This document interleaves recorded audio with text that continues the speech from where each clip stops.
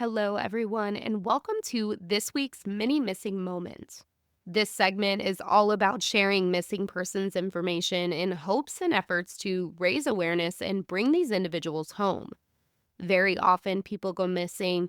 We don't have a ton of information to share, but it is still so important for us to try to help get as much out there as possible so we can do our parts and try to help locate and bring them home.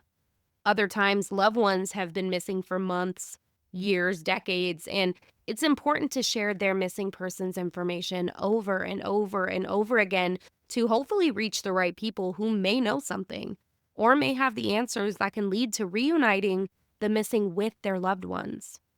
Today, I am going to be sharing about Alisa Petrov, who reportedly ran away from home with the attempts to head to Las Vegas and has now disappeared without a trace. Alisa, who is 15 years old, was last seen on April 21st when she was dropped off at school in American Fork, Utah. Instead of going to school that day, she left. She went to a gas station, she got some stuff, and then there is security footage of Alisa at the Utah Transit Authority walking, and that's it. There has been no other footage released or found of Alisa since April 21st. Now, she was reported and listed as a runaway juvenile and is said to be endangered. During the investigation into Alisa's disappearance, they have found communication between Alisa with older men. And on May 20th, two men that were in communication with Alisa were arrested and charged in connection with her disappearance.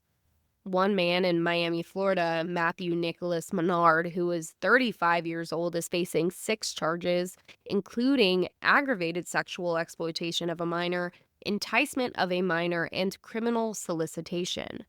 And then there's William Taylor Glines, who is 37 years old. He was arrested in Texas City, Texas, and is facing 10 charges, similar to Matthew's charges, but in addition to being in possession of more than 50 child sexual abuse images and videos. It was found in the communication that both of these scumbags knew that Alisa was underage and continued encouraging her to send inappropriate photos and videos. Amongst the conversations had between Alisa and Matthew Menard, they had discussed a plan of meeting in Vegas and then going back to Florida together where he lived. Now, what has happened after all is still unclear. We know that Alisa was seen at the Transit Authority, but we don't know if she boarded. We don't know if she made it to Vegas.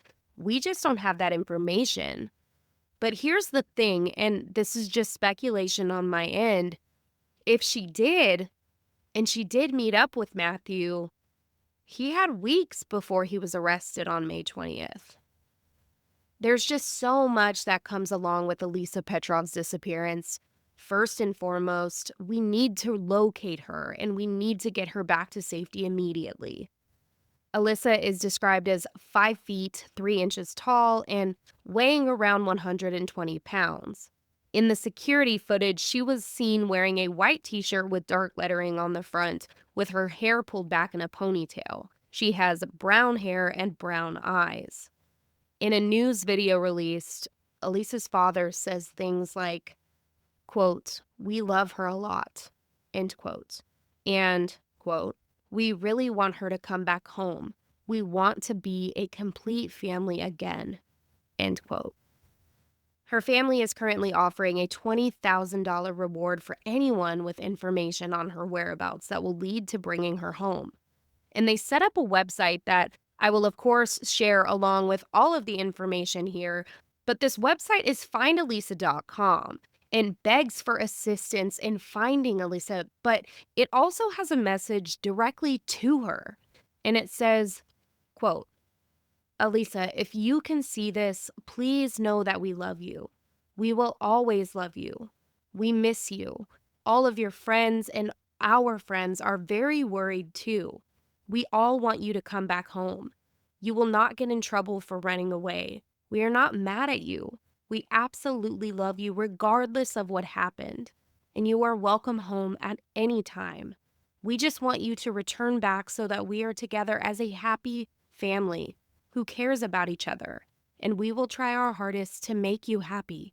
Please come back." End quote. If you see Alisa, please call South Jordan Police immediately at 801-840-4000. Press 1 and then 1, and the case number is SJ25-11568. You can also call 911 and mention the national case number, which is M918392300. Or you can call Alisa's mom anonymously at 801-780-0885. Now, something I wanted to add here, because this is a very huge struggle we are dealing with in today's times with our children having phones and being able to talk over the internet or on social media or whatever. But as a mother, and on this momcast, which we call it, I know there are so many mothers and parents who listen to this. I wanted to read a statement from Elisa's father, Nikolai. Quote, "There should probably be some understanding that it's not a privacy issue, but a safety issue instead. Because there are a lot of really weird people online who may take advantage of kids being curious and naive." End quote. With the access that our children, shoot, our babies have to the outside world nowadays, we really have to do our due diligence in protecting and helping our children learn and understand the dangers that are out there. I see toddlers with phones. I see young children with phones, and on top of that, I see them with the freedom to do as they please. And yes, trust and understanding have to be established for sure, but it's our jobs as adults and as parents to set the rules, the boundaries, or the guidelines and follow through with them. I will have some resources in the show notes of today's episode if you or someone you know needs help with looking for signs or just to learn how to have difficult conversations with your children or to report something. If you're listening to this and you are a child and you have experienced anything and you need to report it, there are resources in the show notes. I hope that it can help this from happening to any others. And of course, I want to add here, I'm not in any way pointing fingers or blame at Elisa's family whatsoever. We don't know all of the details there, and they may have done a lot to try to prevent and help. But I just want to offer and provide some resources in case anyone needs them. Please, you guys, consider sharing today's episode as well as Elisa's photos on social media.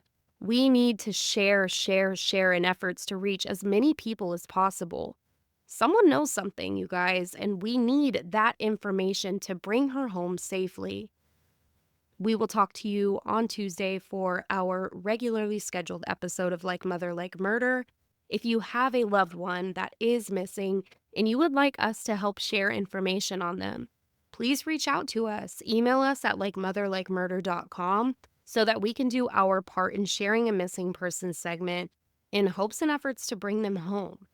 You can also find us and all of the many missing moments segments on Instagram, TikTok, Facebook, and YouTube at Like Mother, Like Murder. And you can also reach out to us on there as well. Thank you guys for listening today. And remember, even if you think you can't help or make a difference, you can. By sharing this episode, by sharing articles of those who are missing, sharing their pictures. All of these things help to raise awareness in their case and keep the momentum going to search and ultimately find the missing. Talk to you next week. Bye.